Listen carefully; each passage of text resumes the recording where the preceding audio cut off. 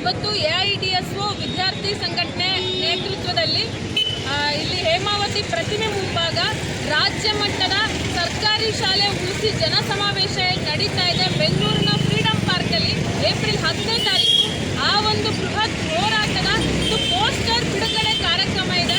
ನಾವೆಲ್ಲರೂ ವಿವಿಧ ಕಾಲೇಜಿನ ವಿದ್ಯಾರ್ಥಿನಿಯರು ಈ ಹೋರಾಟದಲ್ಲಿ ಈ ಒಂದು ಕಾರ್ಯಕ್ರಮದಲ್ಲಿ ಭಾಗವಹಿಸಿ ಪೋಸ್ಟರ್ ರಿಲೀಸ್ ಮಾಡ್ತಾ ಸರ್ಕಾರಿ ಶಾಲೆ ಉಳಿಸೋ ಹೋರಾಟಕ್ಕೆ KPS ಮ್ಯಾಗ್ನೆಟ್ ಯೋಜನೆನ ವಿರೋಧಿಸಿ ಮಾಡುವಂಥ ಹೋರಾಟಕ್ಕೆ ನಾವೆಲ್ಲರೂ ಕೂಡ ಸಜ್ಜಾಗಬೇಕು, ದೊಡ್ಡ ಸಂಖ್ಯೆಯಲ್ಲಿ ಸೇರಬೇಕು ಅಂತ ಹೇಳಿ ನಾವಿಲ್ಲಿ ಮನವಿ ಮಾಡ್ತಾ ಇದ್ದೀವಿ.